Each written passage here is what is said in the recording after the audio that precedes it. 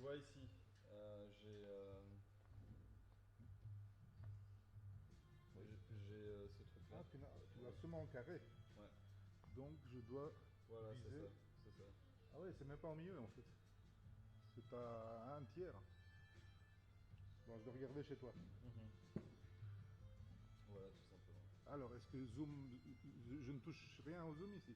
Où il est d'abord? Manuel? Le zoom? Ah, il est manuel, ouais. Et c'est laquelle de bague? L'avant? Ouais. Et en fait, si tu veux, Non, ça c'est la mise au point. si tu veux avoir le picking, c'est ici en fait. Ah, fou, je sais pas où tu es. Là, sur le Je vois bouton rien. là. Ici. Ok, et qu'est-ce que c'est que ça? C'est le picking. Pour voir la mise au point. Et alors, si tu veux Tu peux le laisser zoomer. tout le temps en mise au point. Hein. Ouais, et si tu veux zoomer pour voir mieux la mise au point, c'est ici. Attends, parce que là non plus je vois pas où tu es. Là. En plus je vois qu'est-ce qu'il y a dessus. Plus, ok. Ouais, bon. Euh, donc là j'étais sur mise au point, donc pas bon. Ouais, le zoom. Tu veux que je te mette une lumière là? Non. Ok. Bon, attends. Ah ouais, ok. Non, ça c'est la mise au point. Ouais. Il n'y a pas de zoom ici ou quoi? C'est Non, un non, c'est un objectif. fixe. C'est un fixe, mais dis-le. Ouais, Bon, c'est... donc, et alors quoi? Alors un peu monter parfois s'ils sont trop grands. Attends, je vais virer ça, c'est tout dans le chemin. Ouais, monter ou descendre, ouais, c'est tout. Ah mais non, mais tu l'as en entier, ou non? Je l'ai en entier, mais j'ai fait un iframe Ah ouais, ouais, ouais, d'accord. pour le PowerPoint, quoi. Ja, even alleen geluid, want anders moet ik zo Comme hard ça, on voit le praten. Et PowerPoint tu l'as en fait à un entier. tiers pour garder un cadrage valable. Ouais, ok. Ça y est, j'ai déjà le mauvais bouton au lieu du picking.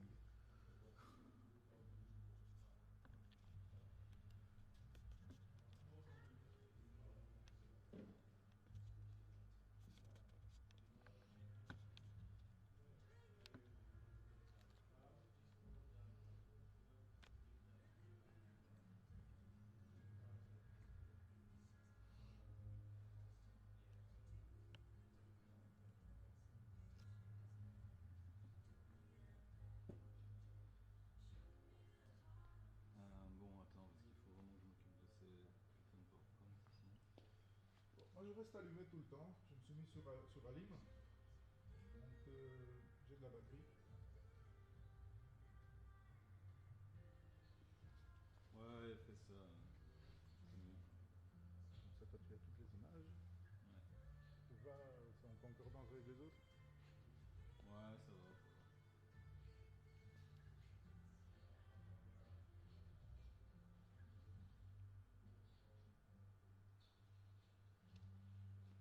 Bon.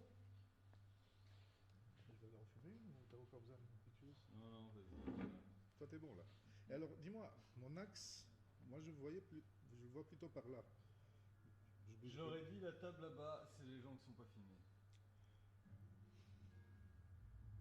Et voilà. Ouais, c'est vrai parce que tu étais juste devant. Ouais, mais à ce moment-là, si la table là-bas,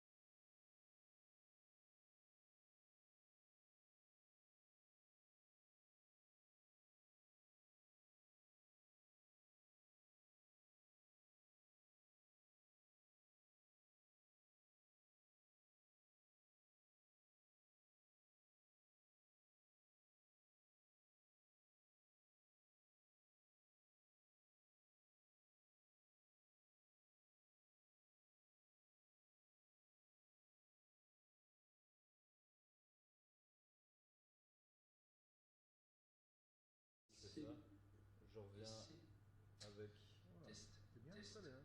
avec... Ça, j'ai pas tout suivi, mais c'est- bien collé. Test. Et Mais bon, il y en a quand même des ordinateurs. Tu as besoin de 4 ordinateurs et de ça. Ouais. Test. Ah, Test. Et donc il y en a un qui fait que les J'ai PowerPoint. besoin de 4... Il y en a un qui test. fait Test. Et PowerPoint, c'est celui-là. Test. Il y en a un qui est pour Zoom, il y en a un qui est pour YouTube, et j'ai le mien qui sert pour les vidéos, avec le programme Meeting, qui est contrôlé via... C'est chaud, quoi, c'est chaud.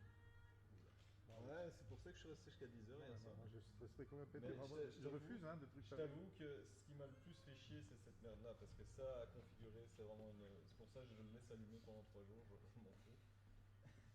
Parce que ça, c'est du pur réseau, et s'il n'a pas la bonne adresse IP avec ça, on est mort. Mais une fois que c'est configuré, c'est bon, ça va. l'adresse IP, tu dois scanner les adresses pour voir où elles se Ouais, mais tu peux te connecter en USB-C, hein, mais voilà, je préférais faire ça à mon aise hier. Ouais, et donc maintenant, le seul truc qui me reste à faire, c'est de checker cette fucking télécommande pour être sûr que ça va bien fonctionner. Déjà, on va voir si elle va pas. Ouais, je t'avoue que j'ai essuyé des gouttes, mais la prochaine fois, on va pas faire comme ça. Déjà, la prochaine fois, je vais prendre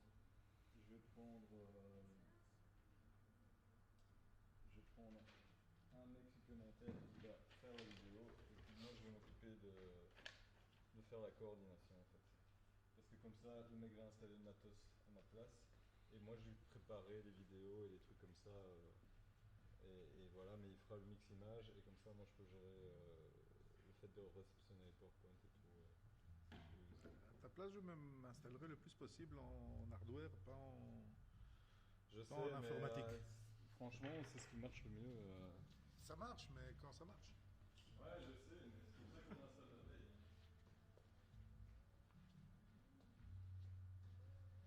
Donc, ouais, c'est un peu casse-gueule, mais une fois que ça marche, ça marche. Oui, c'est ça. Mais en fait, la prochaine fois, ce que je fais, c'est que je vais prendre la table Blackmagic, je connais un mec qui la loue. Et à ce moment-là, on prendra juste un mini Atom pour streamer. Et comme ça, on n'a pas besoin du stream bridge et toutes ces conneries. C'est ça.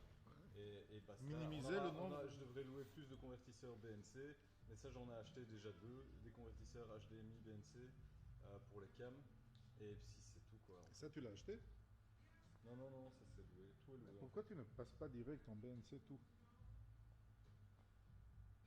C'est un boulot. C'est plus simple de sortir d'une caméra avec un convertisseur que de convertir et reconvertir. Ouais, quoi. je sais bien, mais on sait pas tout faire. Là, au moins, tu es sûr que ça tient, ça ne se détache pas, ça va loin. Si t'as une clé, c'est une clé, il y a des petites clés dans le truc miroir. Et puis voilà. Il n'y a que des avantages au BNC. Ouais, je sais bien, je suis d'accord avec toi, mais voilà. Je suis d'accord avec toi, mais bon, voilà. Il faut retirer les câbles, quoi. Et pour l'instant, on n'a pas de truc en BNC, on est encore en HDMI, donc ça veut dire qu'il faut de toute façon mettre des convertisseurs au plus du truc. Donc, De où, de quoi? De quoi? De où, de quoi? Ici, les caméras, elles ont une sortie BNC, non, les Blackmagic? Non, elles n'ont pas de sortie BNC, elles sortent en HDMI. Elles n'ont pas de mini BNC, non? Non. Donc c'est déjà... Ah ouais. C'est ça le problème. Sur pour les Blackmagic Ouais, c'est ça, des convertisseurs. Mais bon, un convertisseur, tu en prends encore un de réserve et c'est vite changé. Mais les autres équipements, c'est pas un problème. Vraiment, si je ne mets pas de bonne gueule là-bas, ça ne marchera jamais. Hein.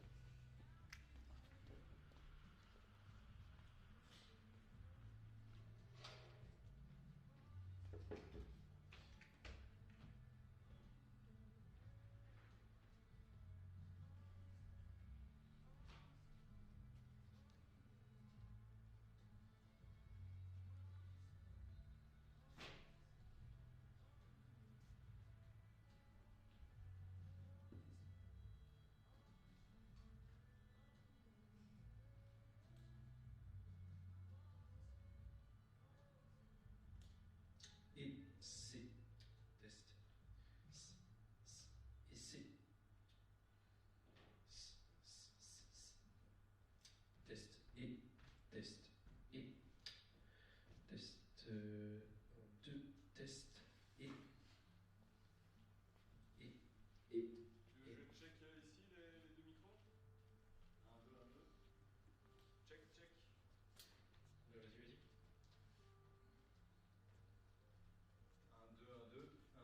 Check. Bonjour mesdames et messieurs, bienvenue à cette merveilleuse conférence. Ça va, tu m'entends, c'est bon? Oui, je suis. Ok, parfait. Merci. C'est. Il chauffe hein, quand même le moteur. Ouais, il chauffe un jour. Ça, c'est le petit problème. On n'a aucune indication de charge de batterie là.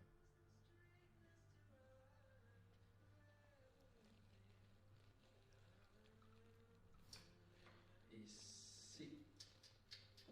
Si, normalement, si tu appuies sur un truc, il te dit. C'est. Il te Test. dit. Et. Ah ouais. Ouais. Donc là c'est full. Ouais. Ok, cool. J'en ai mis une autre à charger ici qui est quasi.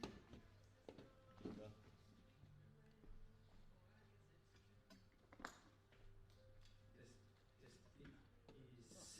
Test. Et. C'est. Test. Et c'est. Bon, allez, pourquoi ça marche pas ce truc-là?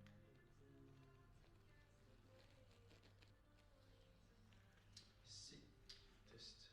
Et c'est. Et c'est. Test. Et Ça demandait s'il y a des personnes qui ne Test. veulent pas être filmées. Test. Genre, il dit de se mettre à la table là. C'est. Et c'est. Test. Peut-être mettre une petite affiche. Hein. Ouais. C'est. Vous le dire à l'organisateur? Et Ouais, tu peux c'est. lui dire. Test. Et c'est. Et c'est.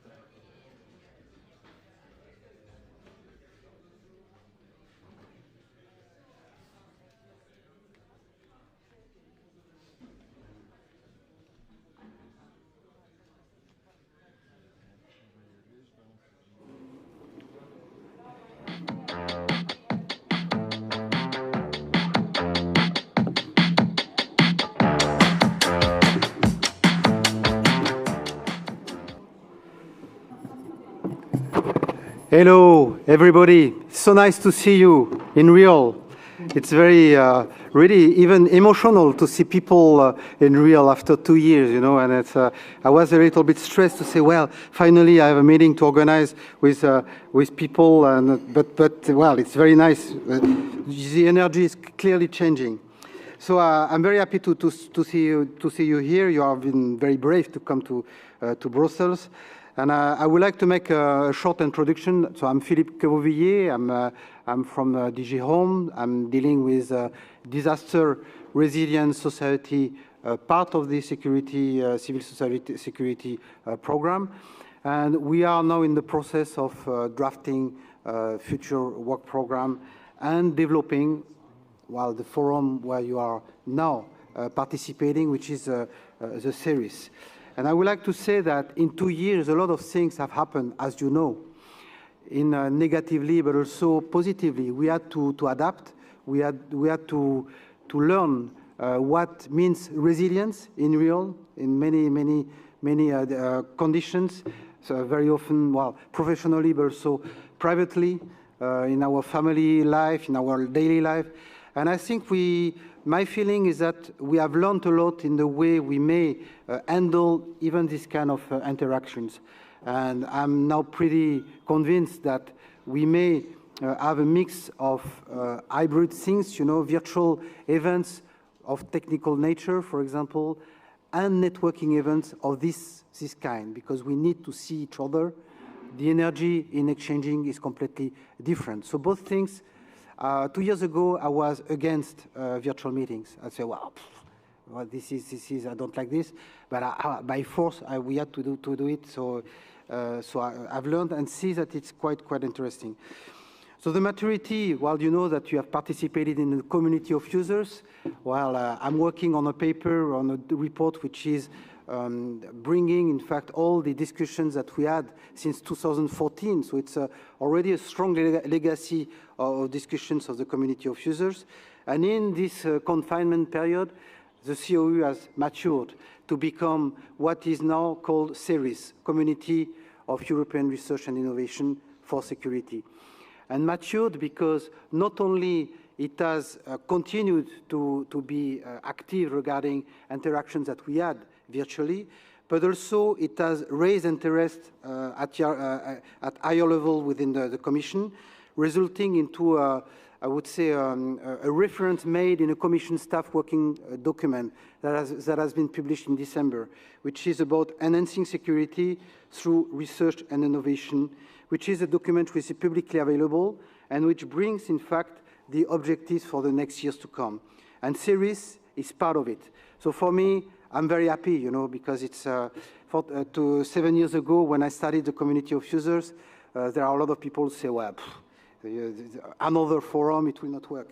You know, you have always people who help you in this case, just to support you. But after these years, we see that it is responding to a need, and it's mainly thanks to you, because we are working as Commission officials, as facilitators of these interactions. And it's because you believed in that and because you found an interest to bringing your expertise together that it worked. And so I'm very proud of this, because it shows that indeed we can help in bringing you together, and in a nice environment like that, it helps even more. So we are now running the CERIS with different objectives. We want to raise awareness on research and policies with different updates, regular updates on research and policies, analyze capability needs and gaps, identify those solutions that are existing to address the gaps, and in these discussions that we have with you, translate these identified gaps into research priorities. So it's really, it's not only, you know, to make you come here, exchange views and so on. We are gathering ideas with what you are actually telling us. So we are analyzing what are the gaps. We are translating them into something that might, in fact, appear in our work programming. We want to identify synergies that are possible with other funding instruments, but synergies is not only with funding instruments, research capacity building, for example, and education and training. It's also synergies among existing initiatives.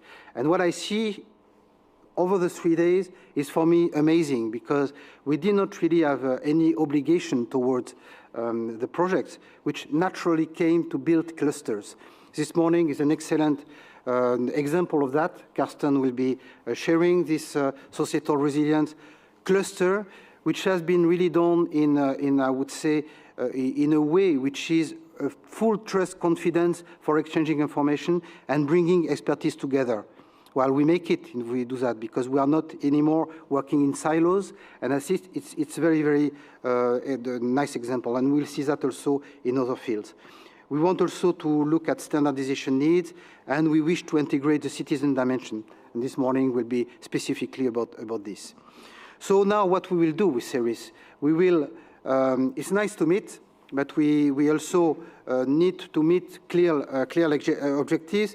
And what we learned in the last 2 years is that we can have some workshops of virtual nature. And I think that for the DRS part, we'll have series of virtual events like in June, where we invite projects to express actually their research update, to show what they are doing, to discuss actually with other projects, and to ensure that they know each other, break these silos. And in June, it will be typically meetings where new projects starting last year will meet ongoing projects. That is, the babies will meet the teenagers and even the adult projects. So it's really a kind of legacy work that we need to do. We want to continue to have this kind of physical events, obviously, as I said, because this is essential for networking.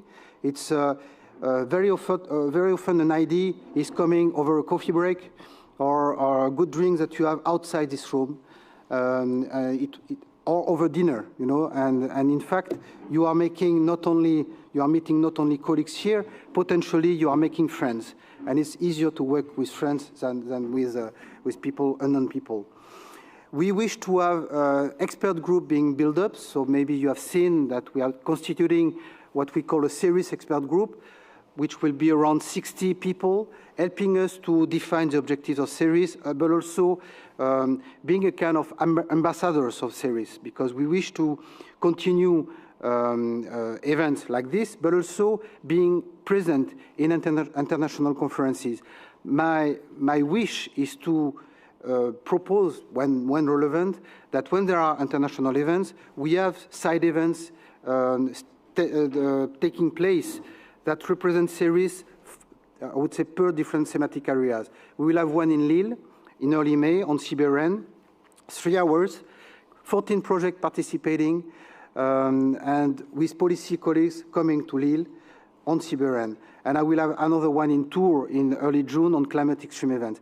This is something to really build up, strengthen the community, and enlarge it to different kind of people.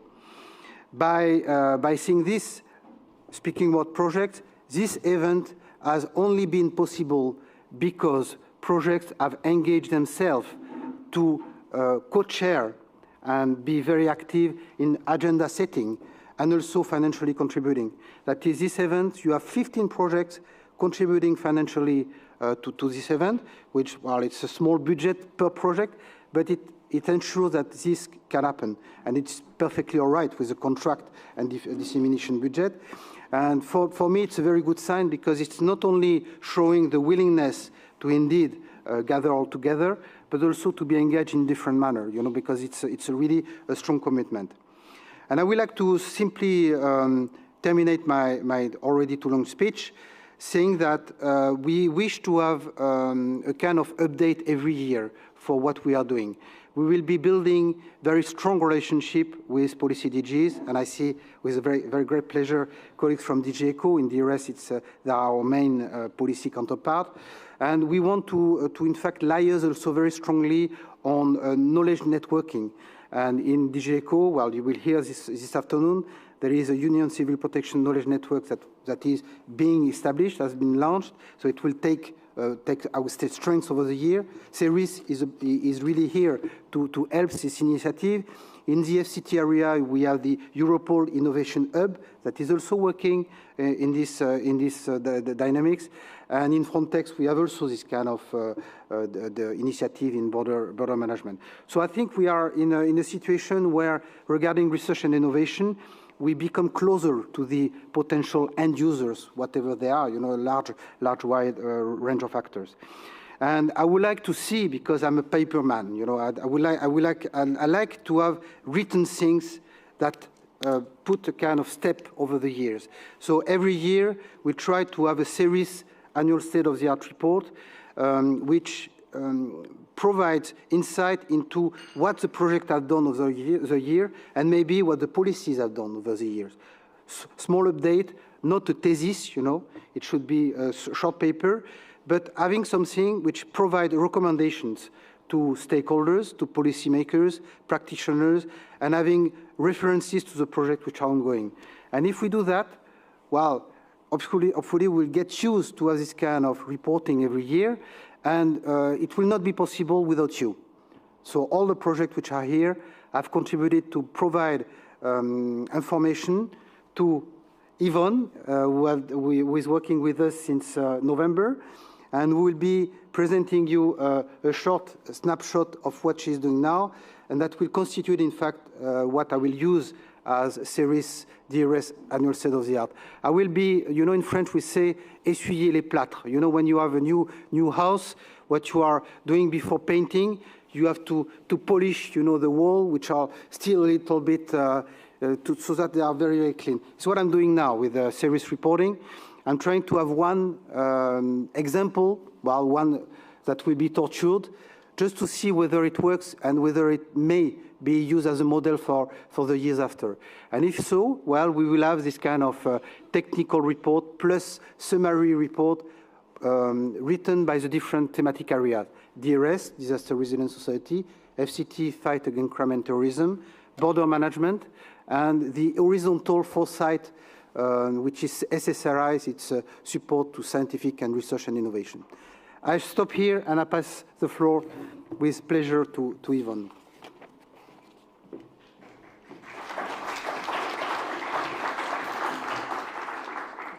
Thank you, Philippe. Can you hear me? Okay. Thank you very much for the invitation and also for the invitation for the study. My name is Yvonne Herrera. I work at the Research Council of Norway. In this context, I'm working as an independent expert. I'm not talking on behalf of the organization that I'm working. So I would like to present the work in progress of the study. It's really looking at the house, as Philippe said, and we are looking into the ongoing projects within related to disaster resilient societies. To tell you the three main aspects we are looking is to contribution to policy, what are the solutions that the projects are producing, how they engage and with the stakeholders and the users, so how they contribute. So I will give you a short overview. So let's see if I can move this like that. Where should I? Okay. Yeah, sorry, like that. Yeah.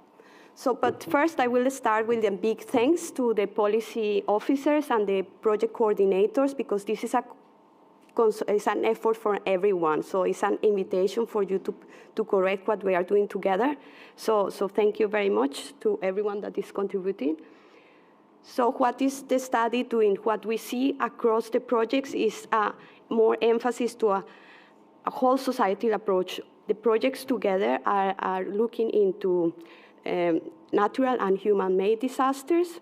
And what you can see in this picture is the ongoing projects in yellow from Horizon 2020 and the relation to the thematic areas in Horizon Europe. So you can have in blue the projects related to societal resilience, projects related to risk governance and risk management, projects related to standardization, projects related to capabilities to first responders, and enhancement in Horizon Europe is looking also to contribution to second responders. And last but not least, all the networks. So the projects that don't exist together, they contribute with networks and together achieve a strong critical mass towards improvement. So we are in the meeting on community of users. So what are the users that the projects are addressing? So we see the projects are addressing policymakers, scientists, industries and SMEs, practitioners, first responders, NGOs, communities and citizens.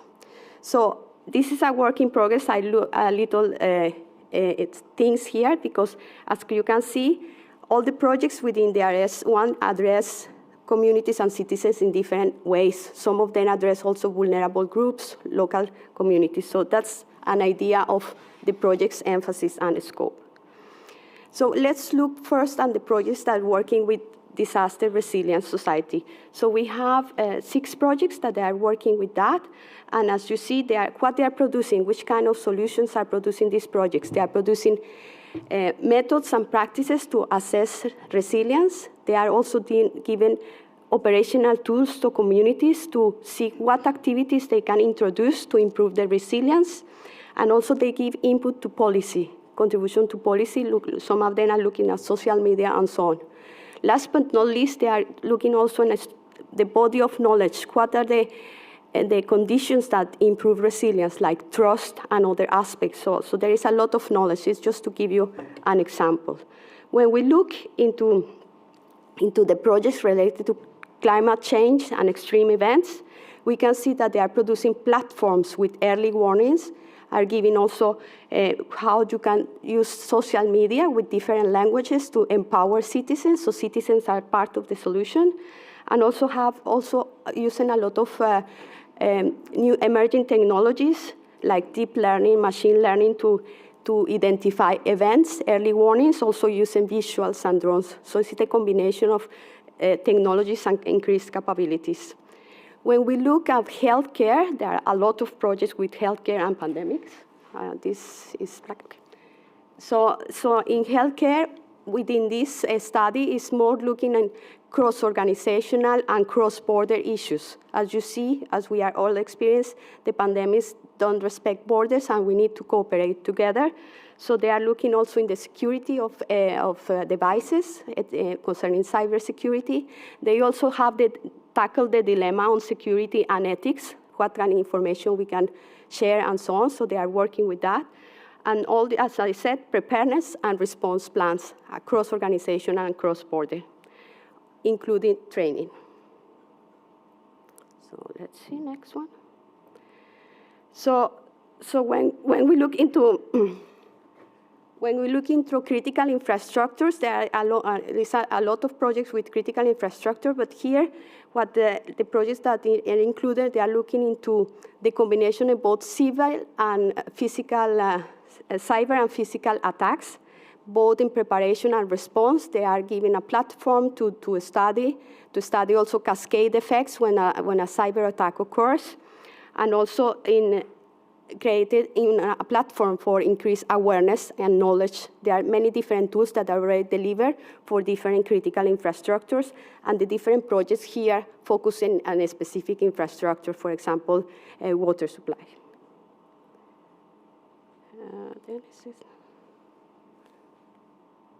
So when we look at CBRN projects, here we look at, there are some projects that are working in the whole CBRN spectrum, and some just looking into some parts, like dispersion models, technologies, training, robots, but also they are looking into scenarios. And I think in previous CERIS events, they showed how you can have an app where law enforcement agency can share scenarios and training on that. So it's a way to share practices and scenarios on real life for response. Here we will look into technologies for first responders. So, sorry, this is the part of standardization that is interesting for Patricia. So here, Patricia said standardization is also part of the solution to have that everyone adopt the results that we are doing. So here there are some projects that are working in water infrastructure, so sensors and detection mechanisms for improved drinking water. Others provide what are the processes to improve standardization for specific areas, for example, early warning or rapid damage assessment, so develop and doing scenarios for that. And also capabilities, how you can improve the capabilities to coordinated response. Here we have the technology for first responders, and there is a lot of focus on training, use augmented reality and virtual reality. And then search and rescue is including just miniaturized robots and tools to enhance the capability of first responders, but also capability to respond and act, also prepare for response, but also considering the safety of the first responders. So that's important.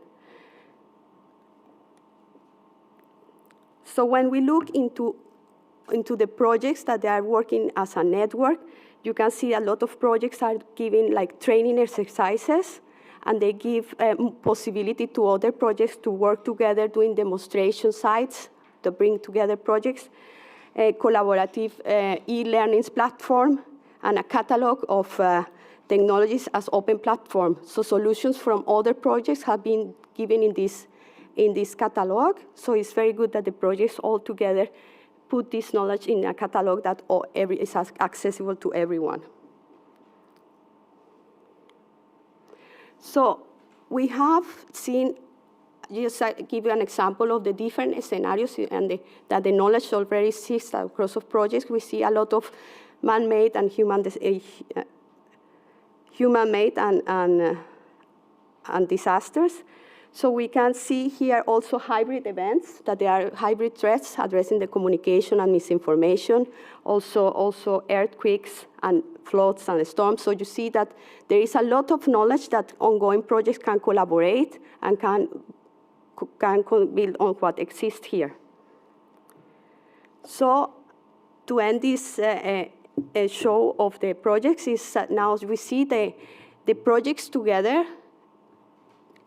cover a lot of countries, and together it's stronger to have this whole societal approach from citizens to policymakers. So the CERIS is a very good arena for the projects not to be in isolation, but to contribute for a larger impact. So what is the next step? So if you have seen some things that they are not correct in the slides with respect to your report, or you want to have, it's a work that we are doing all together, so please contact me. The report is work in progress, so we're very happy to improve, and thank you for your attention.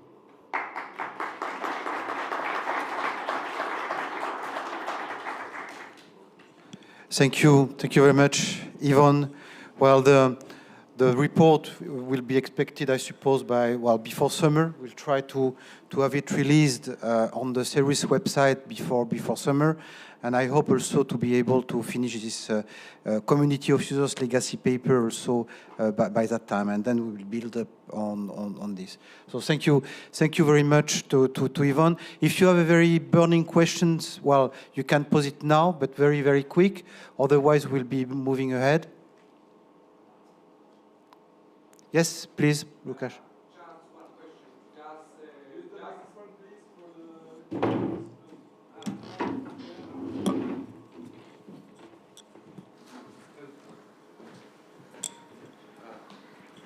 Sorry, it was a very short question. Does this report include only projects that have been finalized already, but also the projects under H2020 that are currently in progress? No, we include, in fact, ongoing projects and even starting projects. It's a snapshot, in fact, of projects which have participated also in virtual events. Yes, exactly what I had in mind. I had in mind this especially this umbrella of CBRN project under Earth Circle and all the projects that have been finalized, but also are ongoing. So they are also included in that. Yes, exactly. Thank you. Exactly. So thank you very much. Now it's really my pleasure to pass the floor to Karsten. And speaking about societal resilience, you will have a lot of very, very in-depth information today with a series of projects. And Carsten, I wish you the best success in this morning. Cher Philippe, thank you so much. Also, thank you to you, Yvonne, for the conclusive introduction on DRS01 and the whole report. A warm welcome from my side as well to everybody. I'm very happy to see that the room is full of people and also that we have numerous online participants. Also welcome to you.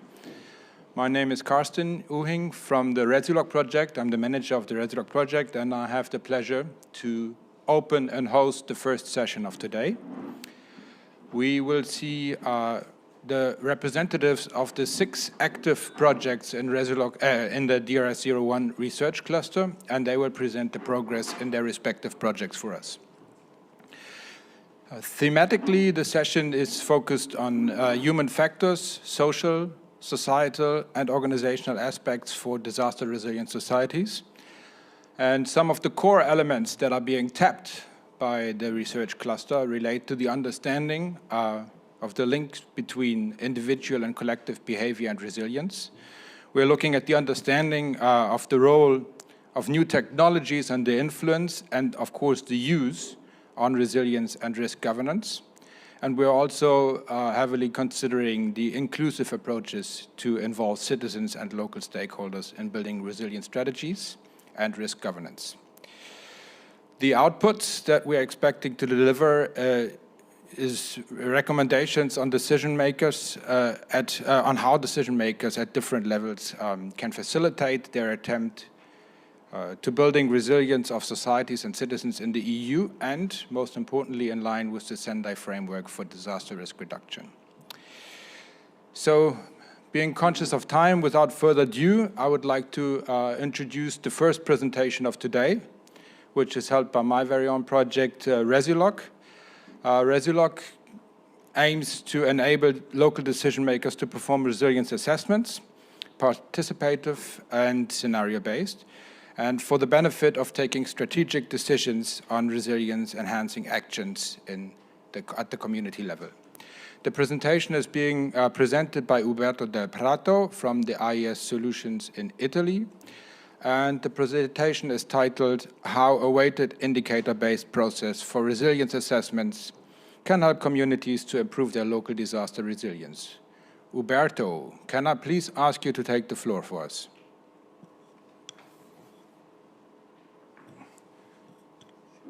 So good morning, everybody. I'm happy to see the CERIS community gathering together. Uberto, if I may interrupt you for a second, we can hear you, but we don't have you on the screen yet. I am sharing my screen. Okay. So we can see you now. That's perfect. Thank you. Okay, good.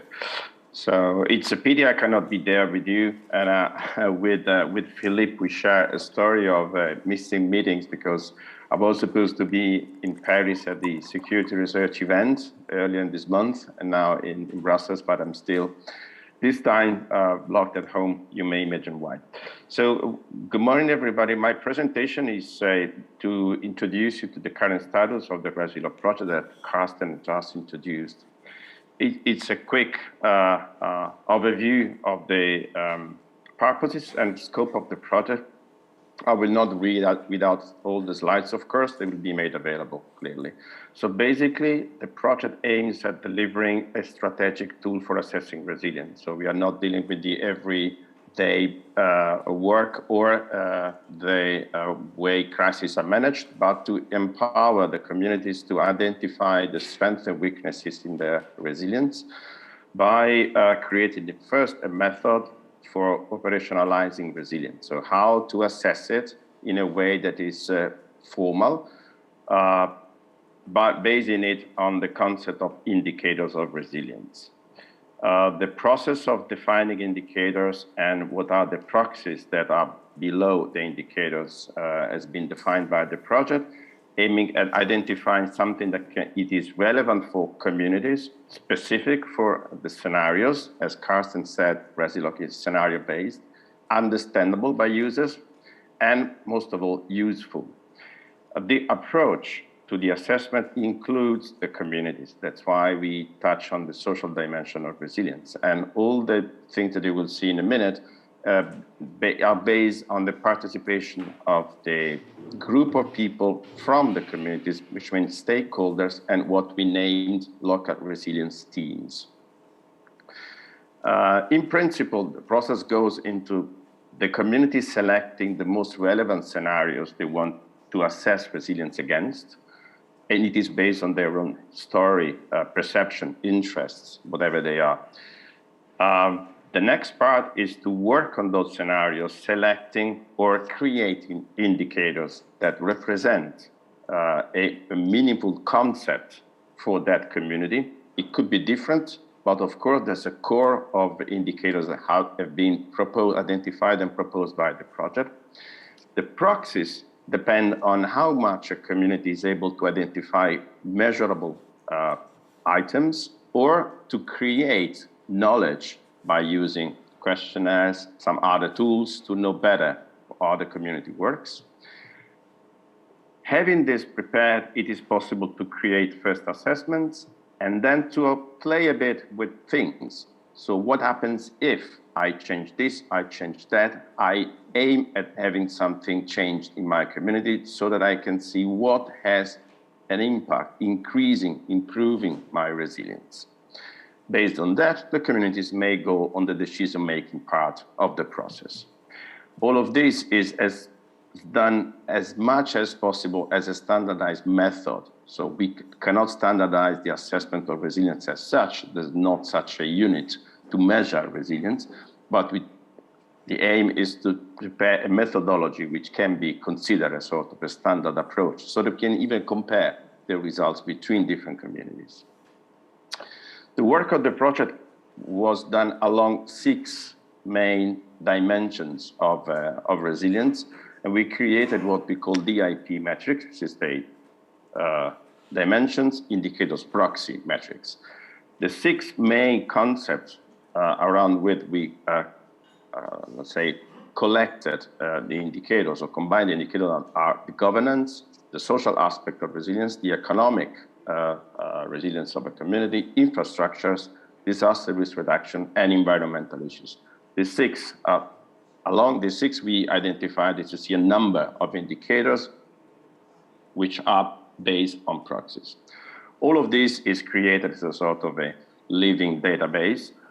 This is just a simple indication of how it is done. Governance has below 8 suggested indicators as a basis, and each of the indicators has a number of proxies that can be identified and measured, either from statistical analysis already done, either from specific studies that can be carried out in the community.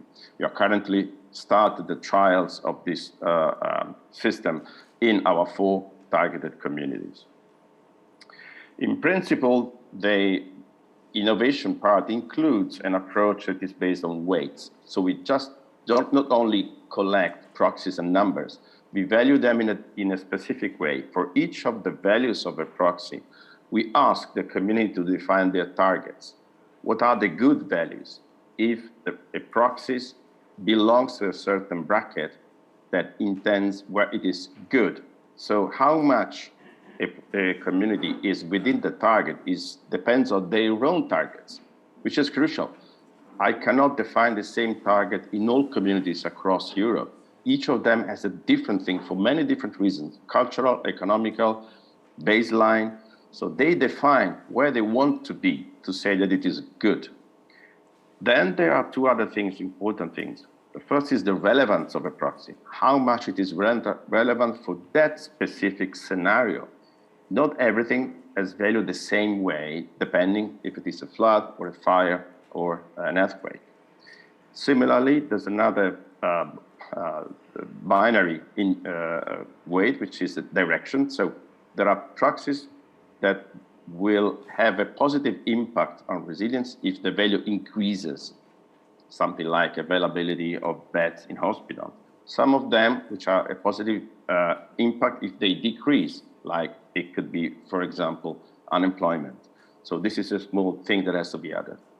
With these weights, we can assess how good the proxy is for that specific aspect of resilience, and then calculate and assess the values of the proxies and present them in a graphical way. This means that at the end of the process, our users in the community can have a picture of the assessment of resilience, which is, again, is not one number, it's a complete picture on 6 dimensions, identifying the strengths and weaknesses of the status for resilience. These can be changed, changing any of the indicators, changing any of the values of the proxies, for example, simulating that something will be done in the future, or it has to be changed, changing one of the weights. All of this is tracked. It is possible to compare the different, that we call snapshots, to see what is the impact of some changes on resilience. This is not just an exercise, it's more than that, because by using all the connections between proxies, indicators, and dimensions, a community can realize some connections and links between proxies. They can see how a possible action will impact on resilience on other dimensions that they initially thought. It depends very much on the way it has been modeled.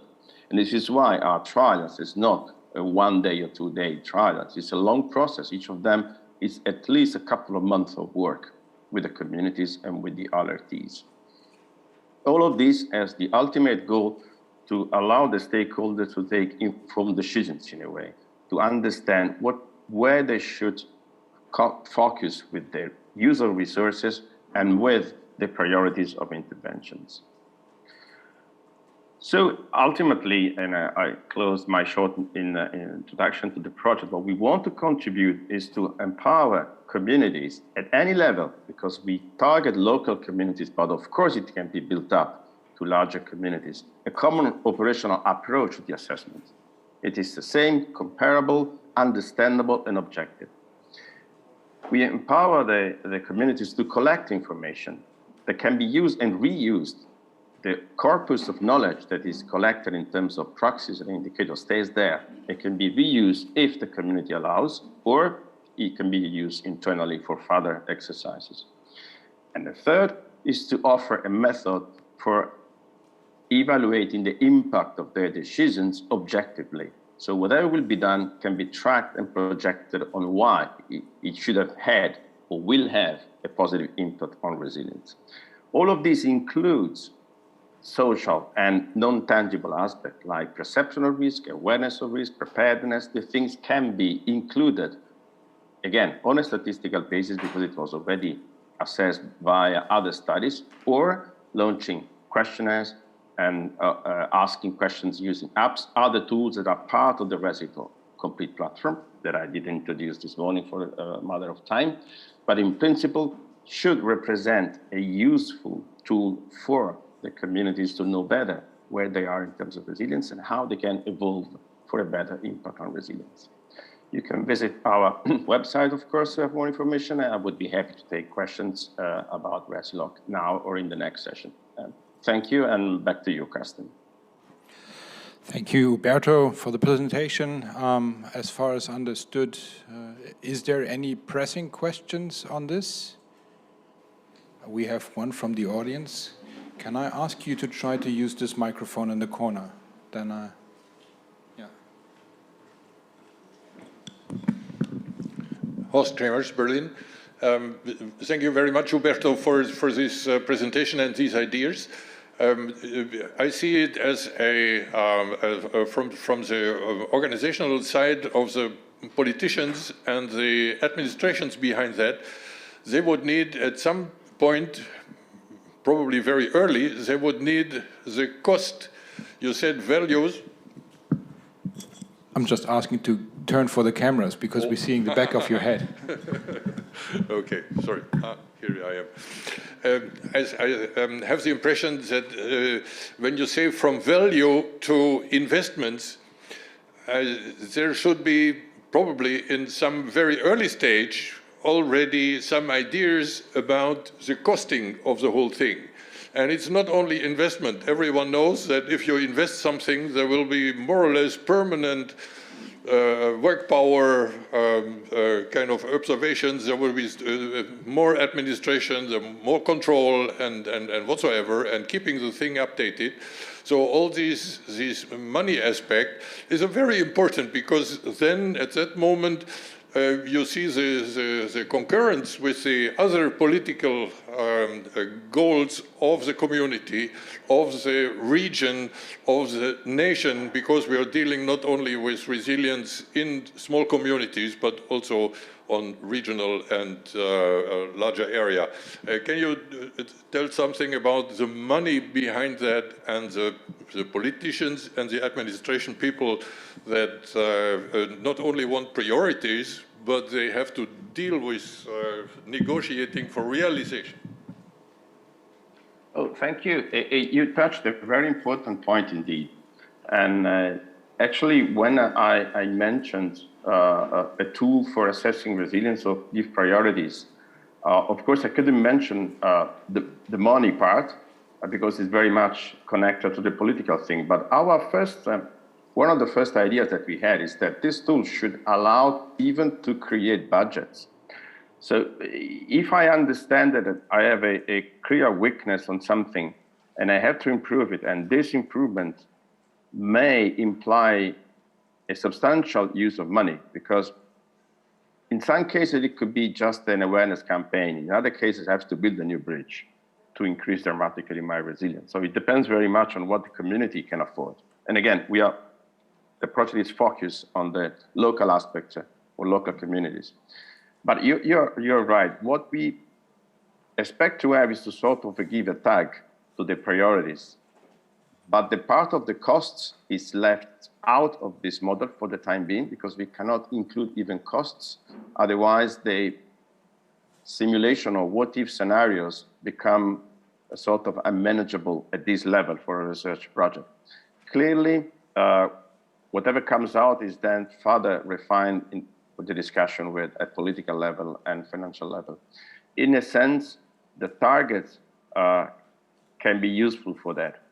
I know that something can be a target because it's mandated. I have to have this at least because of legal reasons. Or the target can be something that I want to achieve because of my political agenda. So it's part of the process. It is not currently in our model, even if we are aware that costs play an important role. Okay, it was not a complete answer, but I acknowledge the relevance of the point. Thank you. Uberto, may I ask you, is there any chance you will log in for the panel at a later stage again? Because there are some more questions from the audience, and I would suggest you post the question. No, wait, hold on. During the panel afterwards, because we're already quite far behind the schedule. Thank you very much for your understanding. Having said that, I would like to thank Uberto for his presentation. As always, very good. Thank you so much. And in case you don't hear it, you receive quite some applause. The next project in line is from the Builders project. Kati, can I please ask you to come up the stage? Builders is, for many reasons, a very interesting project. First and foremost, because they have had their final conference and policy recommendations are at stage. But also they have a very particular focus on a subject in resilience. The project aims to identify individual socio-cultural as well as situational factors that can mitigate the individual falling into vulnerable situations, or B, the aggravation of the situation for those already in vulnerable life conditions during disaster. The presentation is going to be delivered by Kati Uru from the Tartu University of Estonia, and it is titled Involving Vulnerable Individuals in Disaster Risk Governance. Kati, the floor is yours. Thank you, Carsten, for a good introduction. Hello, everyone. I'm Kati Uru, and I'm representing one of those oldies among the DRS projects.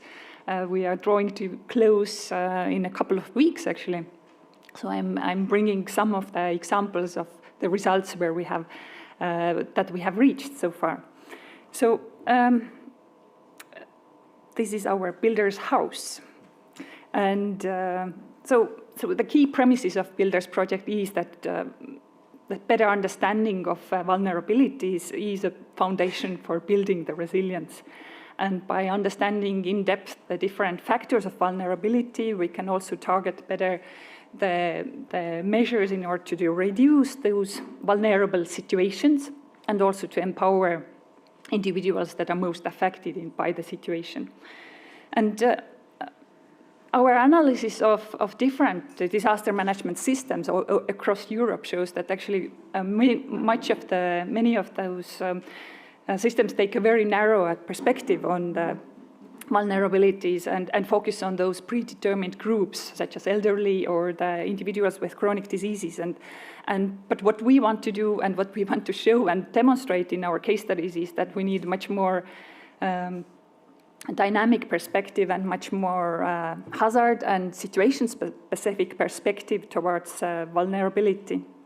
So we, in our sort of novel conceptual understanding of vulnerabilities, we focus on of course, the technical and infrastructural side of vulnerabilities, but also bring to the focus those human agency and needs-related aspects to vulnerability. And on the other hand, we highlight the individual capacities that need to be in balance with the other societal provision and public services. And in the intersecting of these two dimensions, we find four key categories of vulnerability factors: the individual physical and mental capacities and needs, the skills of communicating and coping in a crisis situation, and second, the societal support networks, the ways in which the ties with our families, the communities, but also the authorities support us in crisis situations and make us weak when we don't have, and these connections are not accessible to us. And the third category is critical, is the access and functionality of these public support services that are critical in the crisis situation, the medical, social, rescue systems, as well as the information system that needs to be available but also accessible and functional during the crisis. And last but not least, the usual suspects of the critical services and the means that are often considered as the sources of vulnerability. And in crisis situation, we see that these dimensions intersect in certain individuals, and the vulnerabilities can be aggravated due to the situational factors of physical, environmental circumstances, but also the crisis measures themselves can aggravate and amplify the impact of these vulnerability factors. And we suggest that it's not only important to understand how available these support structures are, and the means and the capacities, but also it's critical to understand how accessible they are to different groups of people with different needs, with different capacities. And last but not least, it's critical to understand that at the end of the day, much depends on the individual's decision and motivation to go along with these support measures, or to use their capacities in order to evacuate, in order to vaccinate yourself, or so on. So such a categorization proved useful in interpreting the results from our multiple case studies. For example, I will bring you an example of our study on the COVID experiences by the most vulnerable sort of group in the society, the homeless and the marginalized in Europe. We carried out interviews with the clients of the different care organizations, the rehabilitation shelters, soup kitchens, but also talked to the staff of these care organizations. And what we saw is that actually the relevance of these same dimensions was quite evident. The crisis put to test the individual capacities, of course, particularly aggravated the situation of those clients that already have some psychological problems. But also, it's interesting that those clients that maintained the access to their networks in these care organizations they managed much better the situation. At the same time, the clients that stay at home, stayed in the isolation, the outcomes of the crisis were much worse to these people. That means that the social support networks are crucial in order to come through these difficult times. And last, the availability and accessibility of public support structures became critical as the stigmatization of these homeless and migrant communities during the pandemic and the lack of access of care organizations and lack of addressing of these care organizations and our clients' needs in the official response critically influenced those client situations, particularly when the demand for these services was in tremendous surge. So when we take these ideas and try to think of a way how we can predict also these vulnerabilities in different crisis situations and different scenarios, then we put forward a vulnerability assessment concept or a tool. It's not quite a tool yet. We haven't reached that far. Something needs to remain also for the next projects, and we are working further on this tool with the Estonian Rescue Board in Estonia in order to advance the risk analysis. But I will just briefly introduce the idea behind this tool to be. So the idea behind this tool is that we need to much better focus on the situation-specific vulnerabilities, and thus we take the specific crisis situation or the crisis circumstances as the starting point. And we specify the individuals that are burdened with specific factors, including the limited availability of individual capacities, or the societal support networks, or the public support structures, the same categories that I just mentioned in our new vulnerability concept. So determining these vulnerability factors that intersect and accumulate in certain types of individuals is the next crucial step in this new analysis tool, and assessing what kind of support is needed and how fast to those whose own capacities are overburdened with these vulnerability factors is a crucial step in this tool. And of course, it's essential that we also lay out and lay open the different sources of information that we use in order to evaluate and assess the vulnerability. And here I present briefly an example of how we have tested this tool in different and sort of validated also this concept in different crisis situations. And here is an example of the long-term disruption of electricity and how this affects, for example, those who are dependent on the electricity-dependent heating, and what kind of needs this raises and what kind of key intersecting vulnerability factors we should take into account. But so the idea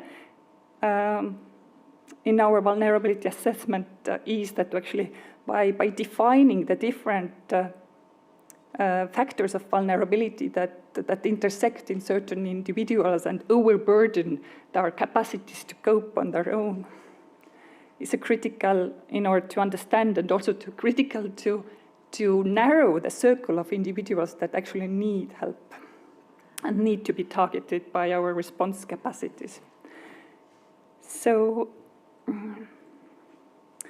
and one more critical aspect to the vulnerability assessment is that we need to understand and lay it open how we use different sources of information in order to actualize and carry out such kind of vulnerability assessments. It cannot be only based on those wonderful registers and databases that we have, even though these can be very, very useful, but we need to also bring to the fore the actual lived experiences, the experiences with accessing and activating the different support structures. And this can be only done by drawing in the representatives those most vulnerable, or basically the representatives of diverse society that can be affected in crisis situations.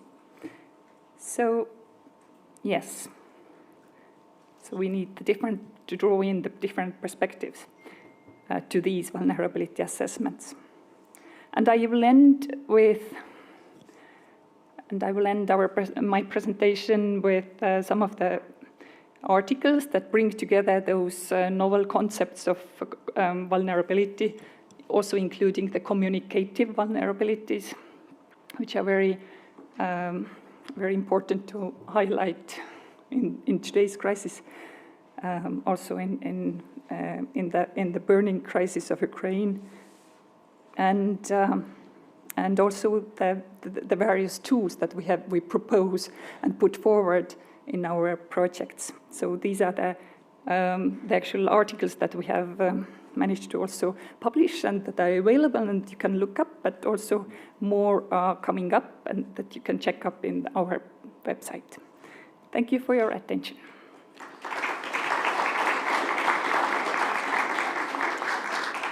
Thank you, Kati. That was a very good presentation. From my point of view, I remember well when the Research Executive Agency asked us, being confronted with the new situation on security in Europe, they asked us if we could possibly find a way to include the pandemic situation in our research, ongoing research. And I remember being very impressed by builders to actually have swung around their project from something completely different to having COVID-19 at the center of some of the questions. So that was very impressive. Thank you for that presentation, Kati. The next presentation in line will be from Engage. Can I ask Marta to come up to the stage? Or oh, okay, so the speaker has changed. I think we have time for one pressing question. Is there any from the audience at the stage for the Builders project? Okay, in that case, I would like to ask you to find Kati during the coffee break following this session. The next presentation, as said, is coming from the project Engage, also a very interesting project. Engage aims to link the formal, the informal resilience that is naturally inherent in citizens, like each one of us, with the formal work of authorities and first responders to improve societal resilience by improving the risk awareness mainly. And I think what is very special of this project is that they are targeting the entire disaster management cycle, which is quite an action to perform. The presentation is delivered by, now I have to see. Rachele. Rachele, yes. Okay, by Rachele. Rachele, you are from? Everbridge. Everbridge, okay. So, and it is titled How Technologies Can Improve Disaster Management Through Better Community Engagement. Rachele, the floor is yours. Yeah, the presentation will appear, yes. Good morning, everyone. Thank you, Carsten, for this introduction. I will start by saying that I am really humbled by the level of, intensity, intellectual intensity that I feel in this room. And I feel very proud that we have been tasked by the consortium of Engage to represent the project in this meeting. Everbridge is a private company, so we are collaborating with the consortium with a practical approach of how our existing technologies are deployed and how research can integrate and expand their action and their impact and their activities. So in this role, I am here to present technology solutions and how Engage is using those to try to, with a mission-driven approach, to try to see how we can expand their functionalities or improve their functionalities and how we can innovate on the basis of the existing. We are a consortium of, we have a consortium of soon 16 partners with representing 8 countries, including Israel. So the consortium is really quite international. And like many of the projects present here, the goal of Engage is to amplify society's inherent resilience by better involving citizens in disaster management. 1 year on into the project, we look at the technology solution. I will not be able to cover the whole project, so allow me just to focus on the aspects that I know a bit better. 2 technology solutions I will present to you today in the context of the project. One is the public warning solution that allows to alert 99% of the population in seconds, according to the European Directive 2018-1972, which imposes every country to have a public alerting system in case of emergencies. And I will show you how it is currently used in the EU. And then within the project, we have been analyzing, actually TAO has been analyzing 45 chatbot types that are using artificial intelligence or machine learning to try to respond or to organize the responses to an emergency upsurge of call. And derive consideration of what to consider when planning one. Finally, I will show briefly how Engage is trying to develop a prototype of a chatbot, a real physical prototype that can be interfaced with existing solutions. So the objective and activities of Engage are the 4 that you can see, and the ones on which the technologies that I will describe concentrate today are really practices, methods, and tools, as well as ways to study the validation of the solutions. So, indeed, Engage covers the full range of disaster risk reduction and engages the whole society. We don't distinguish by groups, we don't distinguish by situations. We are looking at disaster as a whole. And public warning is what happens in an initial stage of an emergency disaster when citizens need to be warned and informed. Currently, there are 2 mobile technologies implemented in Europe that are compliant with the directive. These are, and that cover 99% of the population. These are cell broadcast and location-based SMS.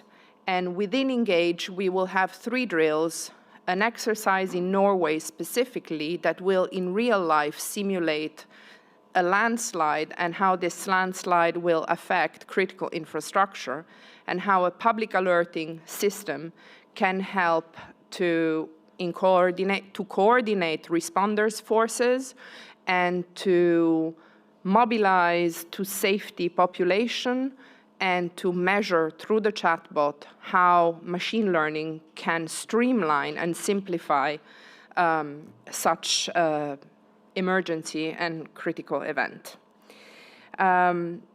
So this is one of the 3. There are 2 others, but in the current scope of the project, there is no way to expand the real life situation for the time being. So we will focus on Norway. What we aim to simulate is to send 1 or more public warning test messages to all potentially affected citizens and residents. Residents mean tourists visiting the country and being temporarily on the spot, by SMS, reaching 10 to 500 recipients, by SMS, phone, or email, reaching 5,000 to 10,000 recipients, and by SMS to all mobile phones in the area based on the information driven from mobile operators. This is all completely privacy compliant. There is no personal data collected. The data remains at the level of the operator. The only thing that is retrieved is the mobile number or a part of the mobile number. And then this simulation will include a link in the message to a landing page where we will provide more information in such a way as to reduce the flow of emergency calls that are clogging 112 numbers or first responders emergency centers in the immediate aftermath of a critical event. As a technology, public warning is a special category of tool. It is on a spectrum between level of urgency and percentage of the population covered. You can see that it positions itself on the top right end or upper right end of the quadrant, meaning it is the type of population that has the benefit of acting in the fastest way in case of urgency and simultaneously reaching a maximum amount of population. So other features of this technology applied to improving societal resilience and alerting the population as a whole is that this technology is currently the standard for systems having the only unified all-channel intelligent critical communication platform to help public authorities protect people when it matters. I will not go into the specific details. You can have the presentation and go in depth. I think what is most interesting from our perspective, being all projects that are developed through the Horizon 2020 program and thus have a global focus, but an origin from Europe, we can see that this type of technology is currently used quite widely in Europe in terms of both public warning and a slightly different strand of this Everbridge technology is helping nationwide emergency and crisis management presence of a different nature. But just in terms of public warning, this is the capacity that Europe is currently implementing. And apologies. In terms of aspects that influence vulnerability aspects, as the University of Tartu mentioned before, and the first project also was covering, we can see that different technologies have different capabilities and different functionalities. Now I would like to give as from the public alerting technology, we are shifting into the chatbot prototypization and blueprint. I would like our colleague Nathan Stolero from Tel Aviv University to give us an overview. It's just 1.5 minutes. Do I just click? Do I just click? Yes, is he on? No, the link. Oh, yes, yes, yes. We don't know. Anybody knows? Sure. How do we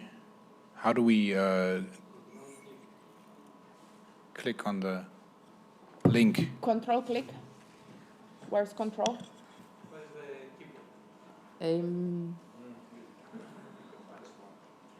can't click now. You cannot click now? No. You need to tell that in advance. We can do a remote transition. Okay. So for the online audience, we are unable to show the video now, and I would like to ask you to improvise. Well, wonderful. Karsten, the presentation will be anyway shared with everyone. So please, just for honesty towards, a scientist who has been analyzing and and reviewing scientifically 45 artificial intelligence solutions, take a look at the video in which he describes, how the methodology has been set up and why. Yes, this research reviewed this AI solution, carried out an expert consultation with responders and authorities, and produced a depiction of the different processes that most of chatbot solutions are currently using. Now, as you know, in scientific research, you can either choose a horizontal approach or a vertical approach. So Tao has chosen the horizontal approach, analyzing and comparing 45 solutions of different chatbots, all in the safety field, but very different sector segments and so on. From this blueprint, the type of prototype that we are designing is instead of a vertical nature and specific to the interaction with public warning, because we feel that on the basis of the data that is available and that we can access, it is probably more effective to narrow down the scope and to instead deepen the functionalities. So the full execution of the blueprint will take care of 5 different aspects, as the blueprint has identified: the technological capability, the trust, which is a very important element in the uptake of chatbot solutions by citizens, the user perspectives, the information management, and the budget and funds. What did the blueprint study unveil? That chatbots are currently not yet used extensively to support societal resilience. And this is exactly because there are issues of trust. But issues of trust, since the vast majority provides content on a closed domain, can also be addressed from a technological point of view. The chatbot can alleviate and can have really a useful function in alleviating the potential overload of call centers who have, peak response demand in the moment in which, a rapidity and effectiveness of response is the highest. And chatbots can filter and provide the community useful service, tailored and contextual information that will dramatically reduce the pressure on the calls and on the operators. Plus, they can minimize the abuse upon responders that sometimes under emergency situation, we observe situation of harassment. How to reach the people with the prototype? We are building a prototype. We are testing on a sample use case based on police call responses, how the blueprint is applying. And we want to work with the blueprint on a wide range of devices with a trusted domain, so addressing the issue of trust, including information of the active crisis to assess the resilience. And the alert would be sent as a common alerting protocol message, so a standardized message that can be recognized, and the responses received in the exercise would be then analyzed more in depth with the blueprint criteria that have been identified prior. What are the specifications of this prototype? The responses are predefined by us, and they are not generated by artificial intelligence. So there is a human and an agent-based conversation. It will allow both closed and open-ended questions. It will reach as many people as possible through translation and narration, and it will be privacy conscious by keeping the data on the device. the only trusted sources will be used for the information. I will not go into the specificities of the design of the prototype, but you can have for the information technology and engineers present in the audience, you know, some fun to depict, you know, the different processes and itineraries. This is just what the message will look and how the prototype of the chatbot will be accessible. On the first screen, you see a standard emergency alert along the protocol of EU alert. In this case, it's NL alert. Then the specification of where the emergency is happening with a fire at the Bergpoststraat. And then on the clicking on this second screen, we will have the citizen will have the possibility of asking a question and be directed to the chatbot prototype. Thank you. Thank you. Thank you so much, Raquel. I always enjoyed this project as being thought from the beginning as a very inclusive project covering the largest amount of people that you could possibly reach in emergencies. The next project in line will be from the LINKS project, and LINKS is aiming to promote the more inclusive and targeted communication strategies to improve risk perception and awareness in different stakeholders, especially vulnerable groups. The presentation is delivered by Anne Bach-Nielsen from the Cope Institute in Copenhagen, Denmark. And Anna will present the presentation by the title Social Media and Crowdsourcing in Europe Disaster Risk Management. Sorry, correction, it's European Disaster Risk Management. And I see the title has actually changed, hasn't it? Oh no, this was the one of RISPEC, I'm sorry, yes. So can we please have the LINKS presentation? I think the title is correct. Just waiting for the presentation. Maybe I can start by thanking you for the introduction, Carsten. It's really a pleasure to be here today talking to you, and I'm too, to be honest, I'm a bit intimidated by the amount of intellectual capital in this room, but also by the line of excellent presentations that we heard this morning. Thank you so much for these. Been very interesting to listen to.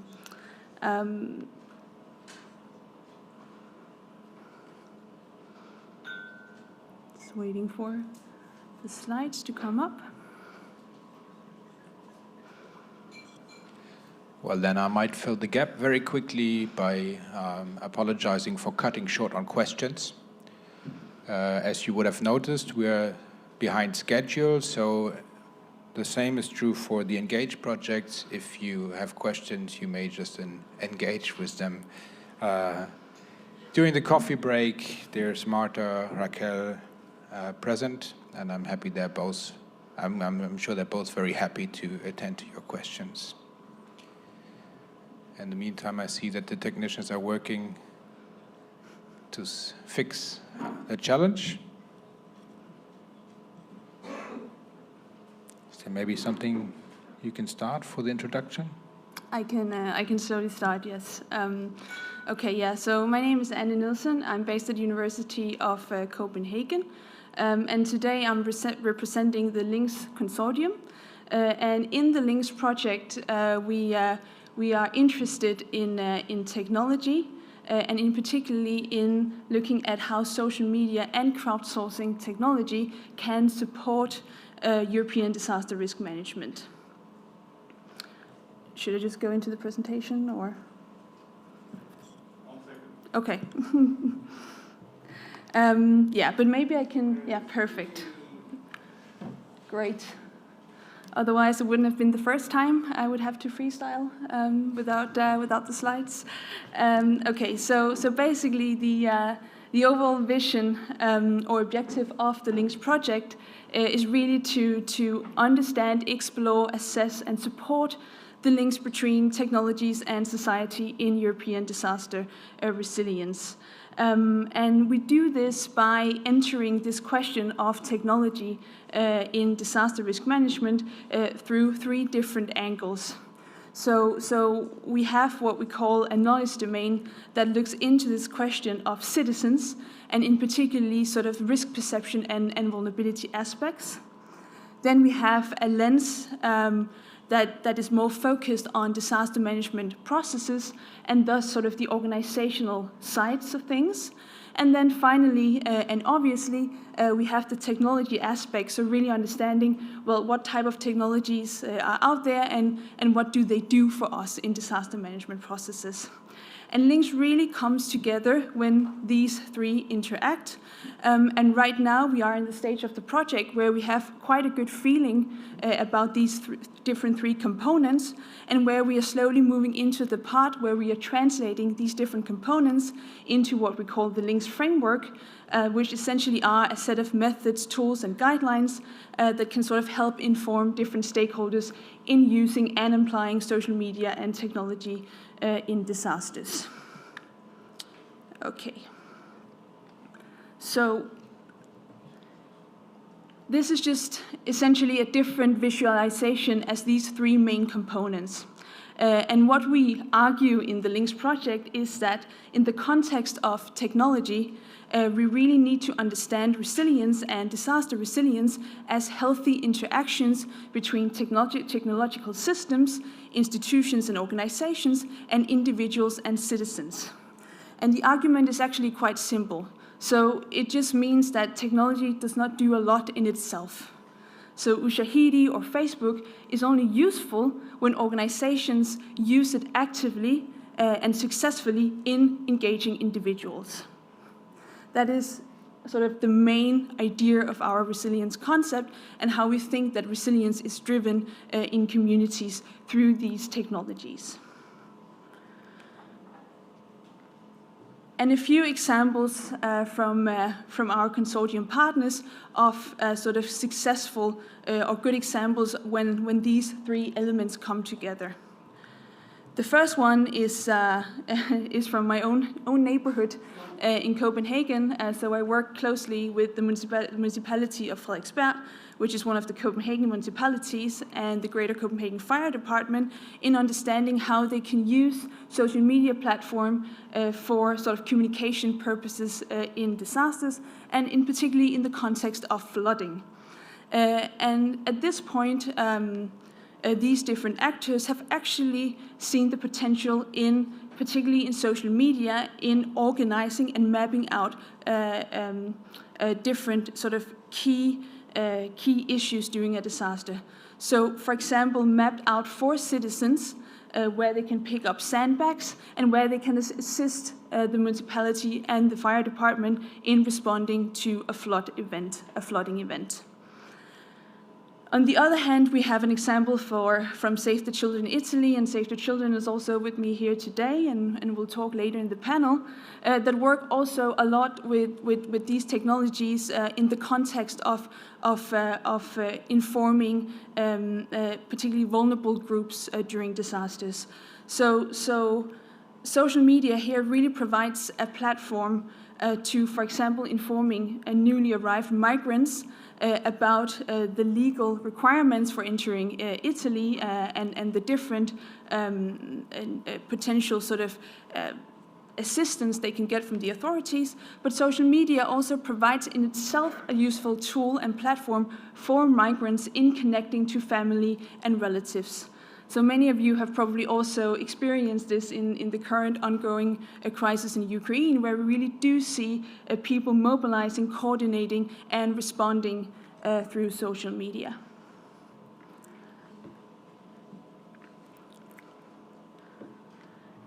In the project so far, we have identified 2 separate yet interrelated ways where social media or crowdsourcing technologies really do support disaster management organizations and in particular authorities in including citizens.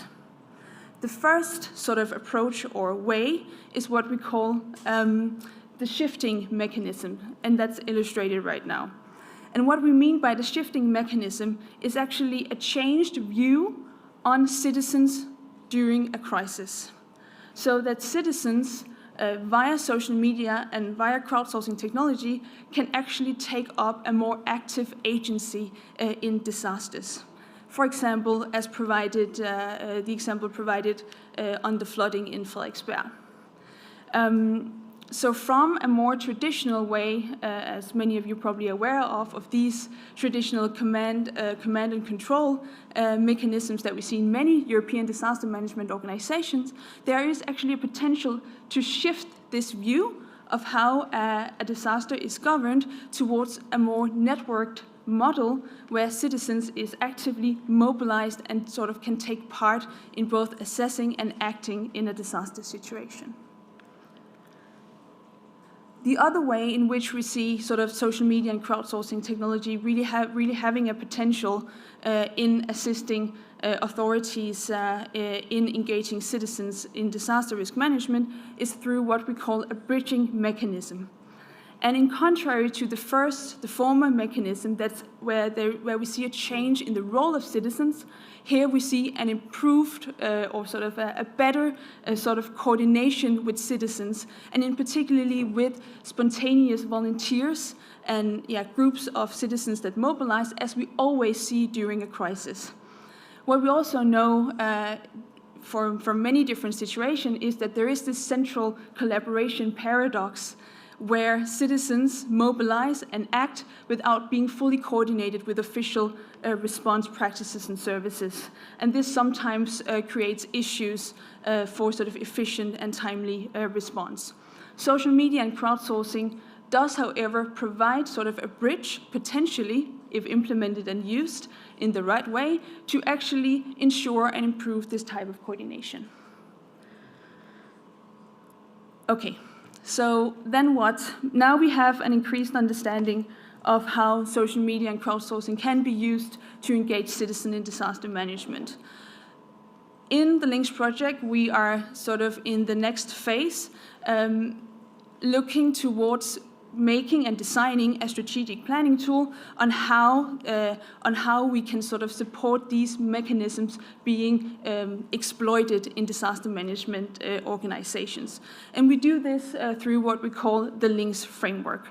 And we use this metaphor of a compass because the idea of the LINKS framework is really to strategically orient decisions on different levels for different stakeholders to really make use and exploit the potential in these technologies. And thank you for listening.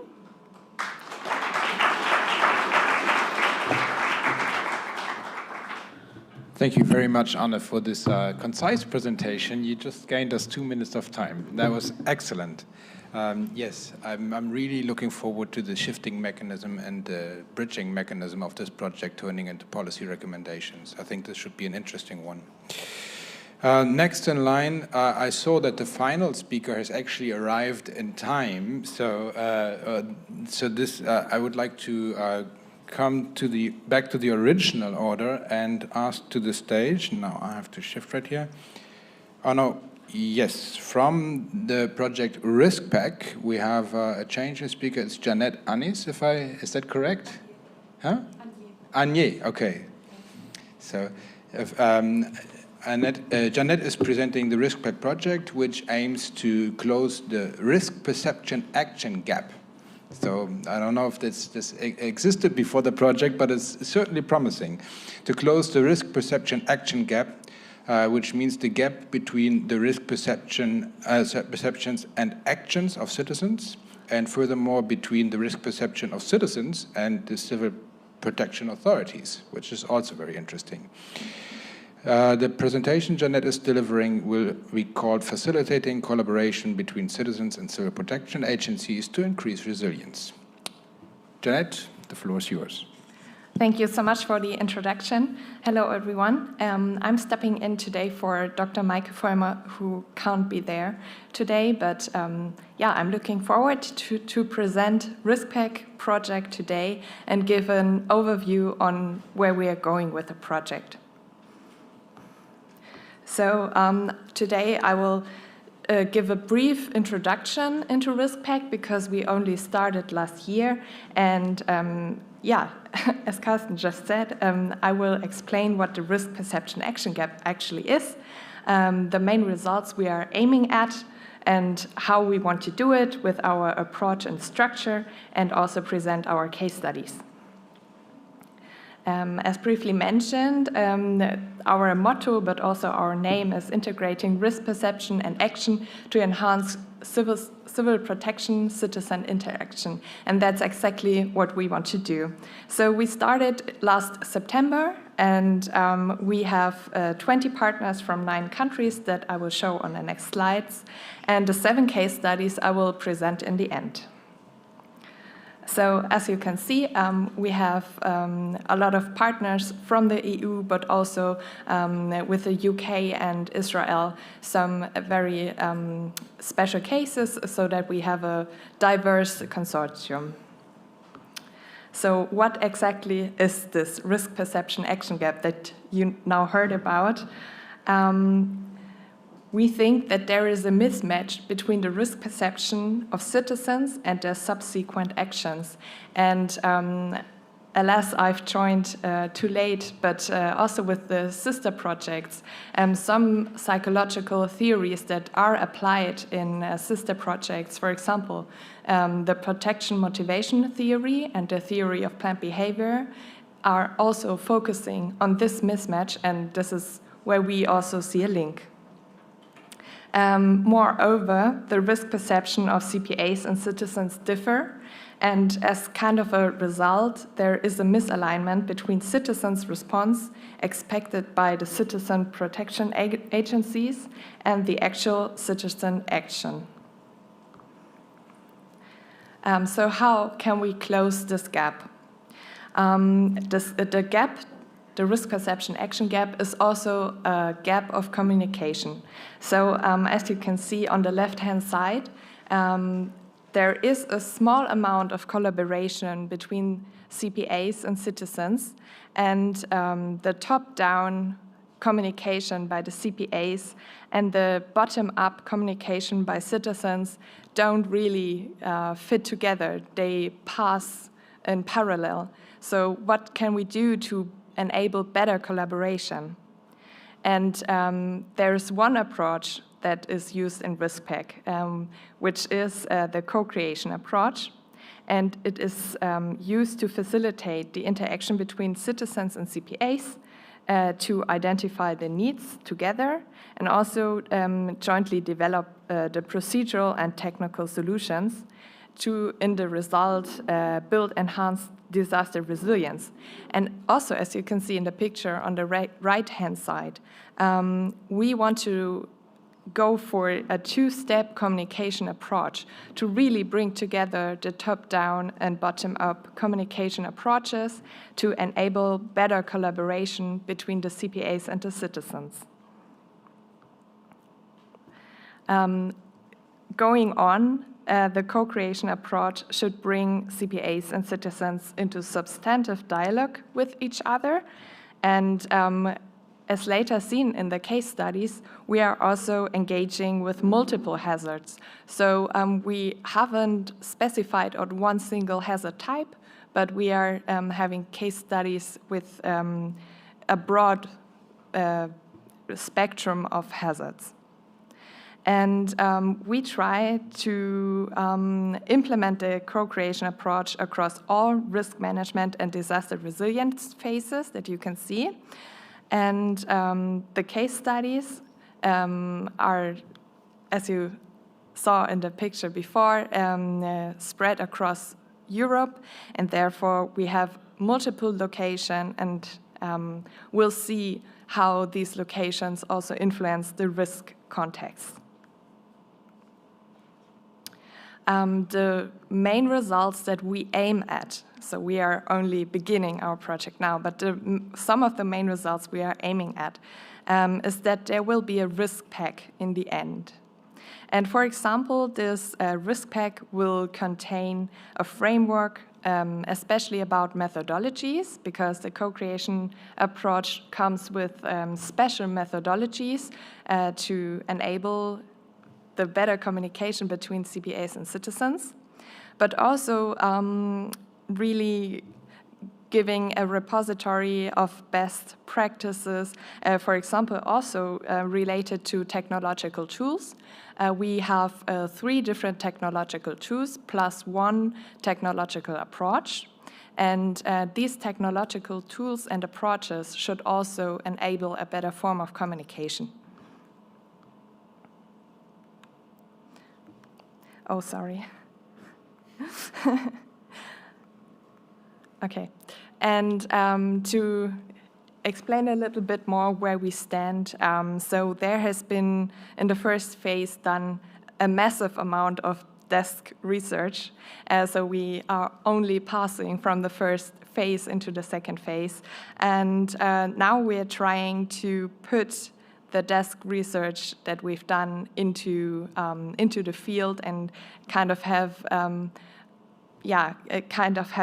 on-site and digital workshops, which are from the co-creation approach and will happen within the case studies. Later in the project, both the case study topics or directions and also the technological tools will better be evaluated. And finally, in the end, the project or the workshop methodologies that we propose should, in the best case, be a self-runner with additional, for example, cities or regions all across Europe or even further.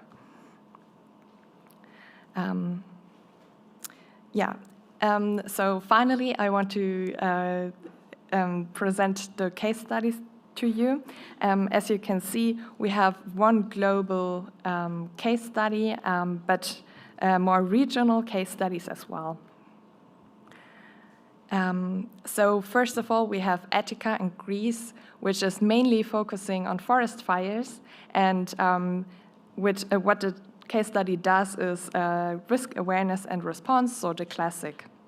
But we also have in Brussels, we have a case study that is mainly focusing on terrorism, and maybe you've heard of it because we are here today.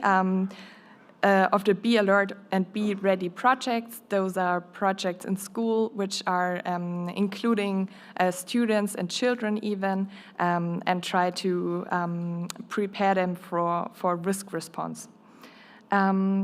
We also have a case study in Eilat in Israel.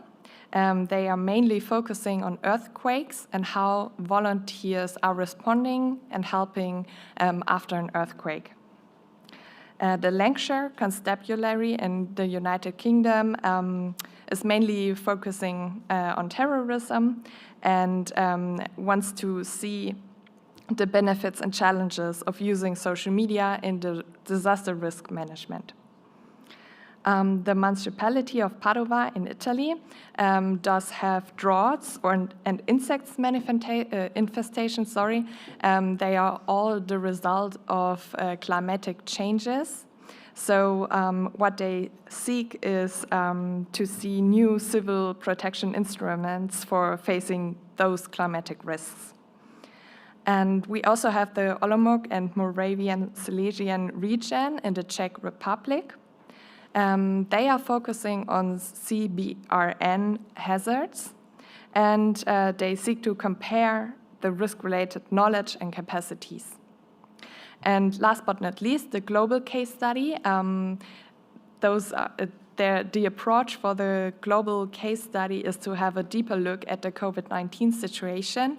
And here we are focusing on contact tracking, as you may all know from your own mobile devices.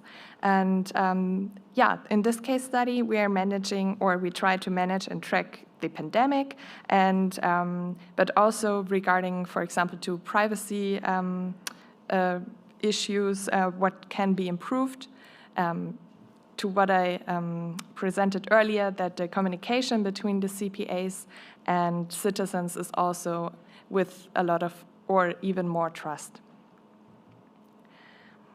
And that's it. Thank you so much.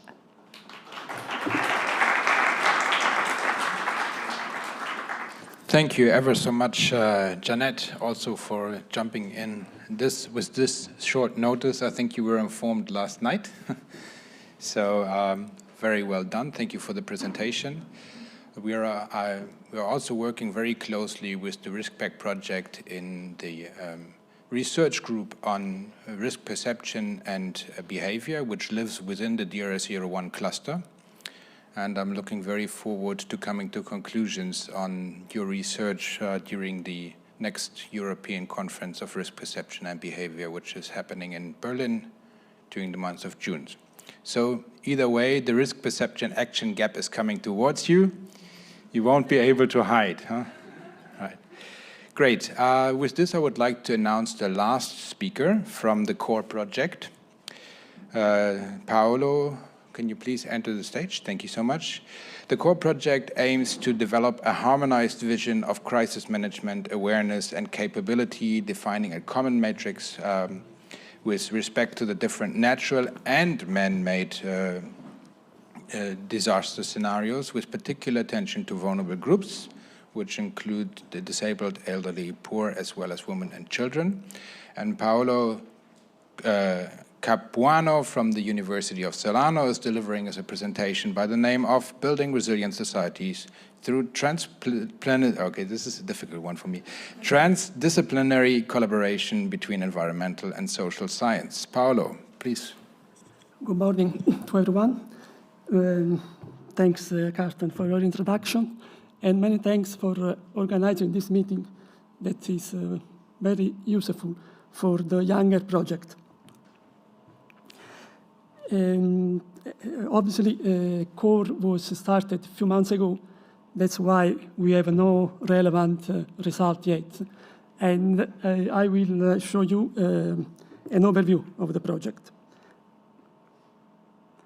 Starting from the main objectives of the project, a few lines on the methodology and our idea on this transdisciplinary approach, ending with some consideration in relation with the case study that we have selected and the main output that we hope to reach at the end of the project. CORE is a consortium made by 19 partners from 11 countries, including some associate partners of the European Union, like Switzerland and Israel. And there are representatives of the, let's say, the art sciences, representative of the social sciences, but also practitioners and first responders. And this is the origin of this kind of approach, integrating in a strong way these two different approaches from hard science and social sciences. The main objective of CORE is to develop an harmonized vision of crisis management, awareness and capability, using this integration that I will show in the next slide. But we want also to try to define a common matrix with respect to the different natural and man-made disaster scenarios, and try to also to define how to measure and mitigate the impact of this disaster on the environment and on the population.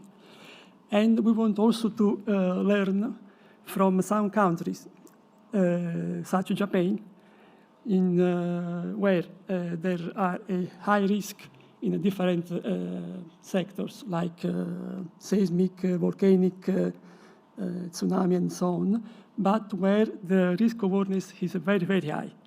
And we will try to understand how it is possible that this community has developed so high risk awareness, and try to learn how to use this learning for our community.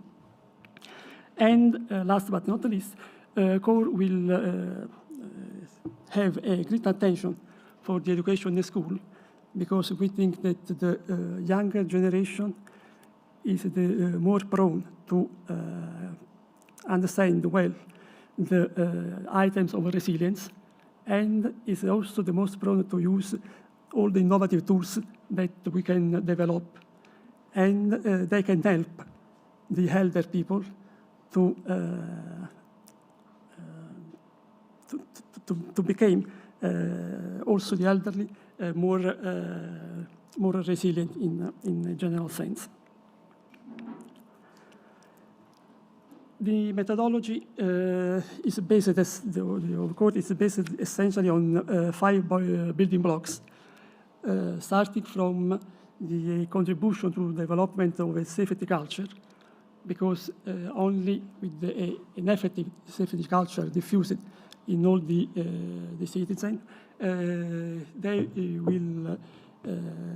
the society became very prone to develop action at the individual and the collective stage.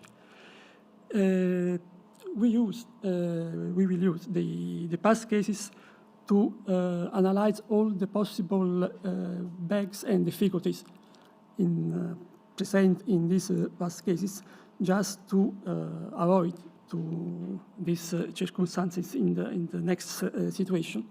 And we have selected, as you can see in the table, several kinds of disaster, starting from the earthquake, but also including some man-made disasters like terrorist attack and industrial accident.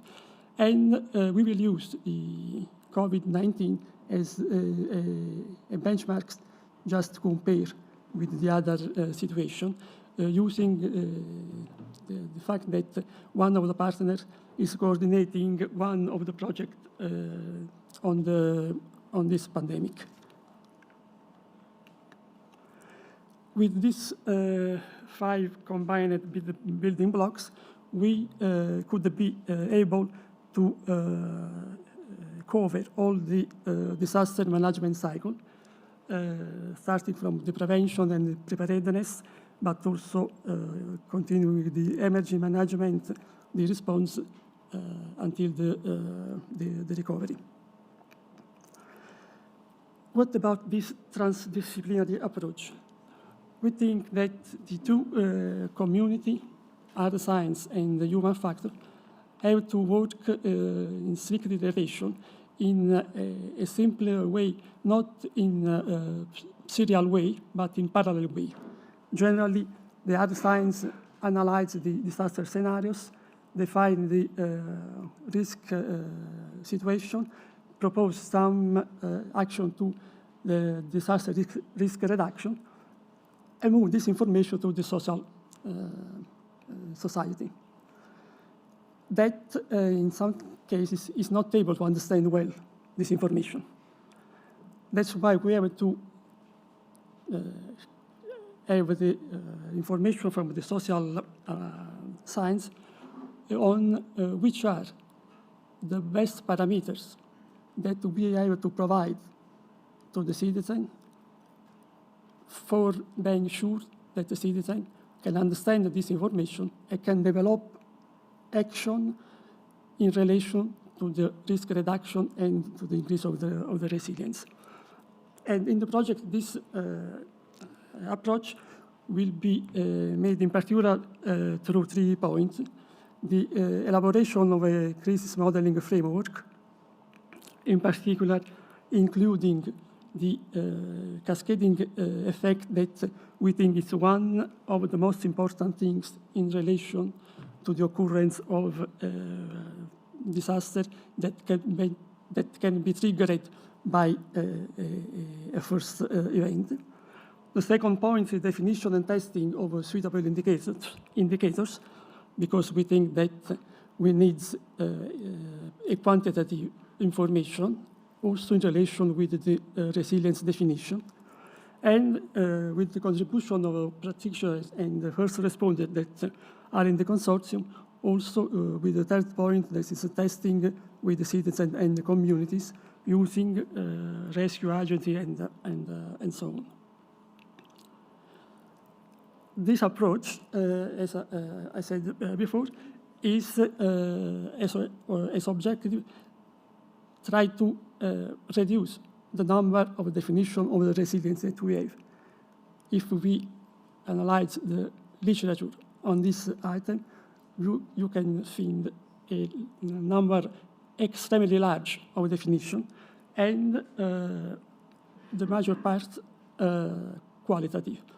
That's why we want to analyze the great number of the possible disaster with their scenarios and try to define indicators that can move us with a more quantitative definition of the resilience. And with this information, the earth science, the environmental science, can have in charge to the monitoring and the modeling of different situations to elaborate more efficient disaster scenarios and to provide a correct risk evaluation. As moving to the social science, the information that are more understandable from the citizens. And on the other side, they develop and increase this information and use this information to increase the risk perception and the community awareness, in particular tailoring to the vulnerable groups that are not generally not well considered in this question. And another aspect that the core will pay me great attention is on the use of social media, in particular analyzing the previous cases to verify the use of fake news on the possibility of the informatic attack to the official agency, like governmental agency or civil protection. I said before something about our test cases, and I want just to close analyzing the main outputs that we hope to reach at the end of the project that are relative to the definition, the policy recommendation, trying to define best practices to be implemented in all the phases of the emergency phases, and also with a special look at the ethical recommendation. And finally, we are organizing a competition involving a certain number of schools in the European countries to prepare to develop an application for mobile, laptop, and so on the risk perception. Because, as I said before, we think that the younger generation that are the most used to use this advanced technology can become the prevention sentinels for the disaster risk reduction. Okay, thank you.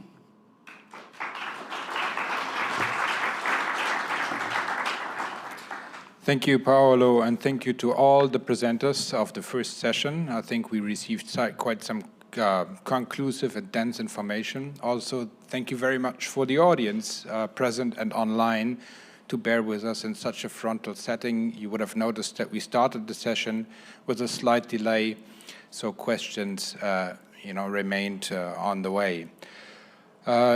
Usually we had planned to have a few question and answers after the session right now. For the ones that are attending, I would like to ask you to carry those questions into the coffee break, which is happening now, and I would like us to reconvene at 11:20 for the panel session. But before you get up, unfortunately, my colleague Uberto is not in the room to answer questions during the coffee break, and I remember there was one outstanding question towards the Resilog presentation, so I would allow for this question. Can you please make sure that Uberto is attributed speaker's rights at this stage? He's still online. Sorry for short notice.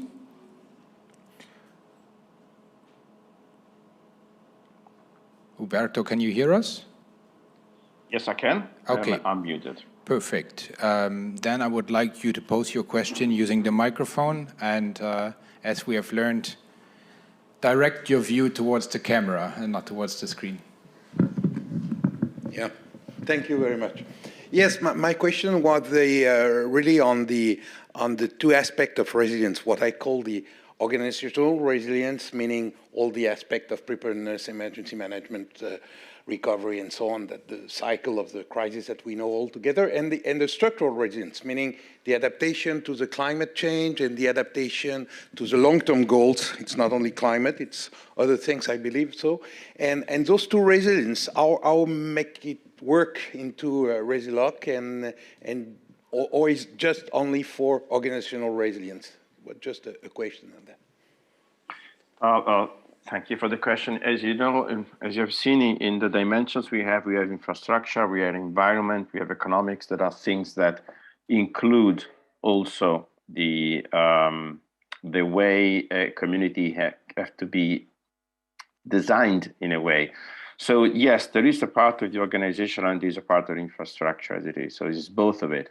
Clearly, the framework and the method that we defined relies a lot on the ability of the communities to model themselves according to the framework itself. That is why I mentioned that our trial is a long one and includes a lot of training and let's say working together. It's not about only the co-creation of the system itself, it's also really about using it. Making examples, if an indicator of the infrastructure resilience is related to the availability of drinkable water in a specific situation and how it is expected to change in case of a specific event, this is very much on the ability of the community to describe it in terms of proxies and targets.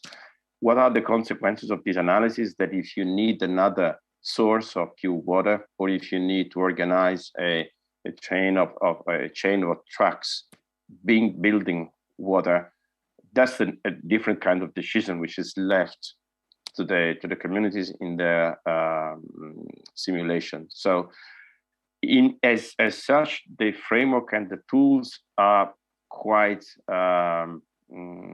let's say independent from the specific subject. And as I said before, even if it has been developed for local communities, can be well used on larger communities. So it's a very flexible approach to the definition of resilience.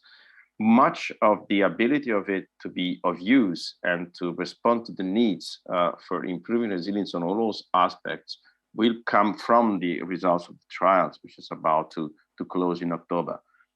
So actually, it's very much the application of the method that will bring results, and as we expect in the project recommendation for policies, if this method is more useful and usable compared to the scorecards approach. You also have noticed that I didn't mention the sea protection cycle, didn't mention preparedness or anything, because resilience encompasses everything. So of course, communities may work on some aspects of indicators leading to be better prepared or having the population more aware of something, but it's also possible that it's not their focus. They may be excellently prepared with their current actions for making people aware, but still missing the ability of people to comply to instructions, for example, which is another aspect. It has nothing to do with awareness, but has a lot to do with education or with trust in the government. All of this belongs to the framework of assessing that we develop for assessing resilience. And it's very much now the moment where we see how the communities actually accept this, embrace the concept and make it functional. So far, it is study, research, implementation, deployment, training. Now we see it on reality where the communities are working on it.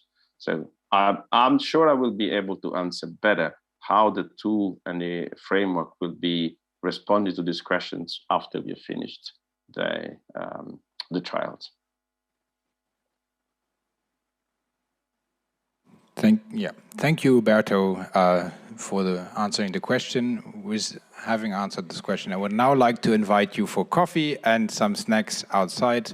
Please feel free to engage. We shall meet back in 10 minutes' time. Thank you.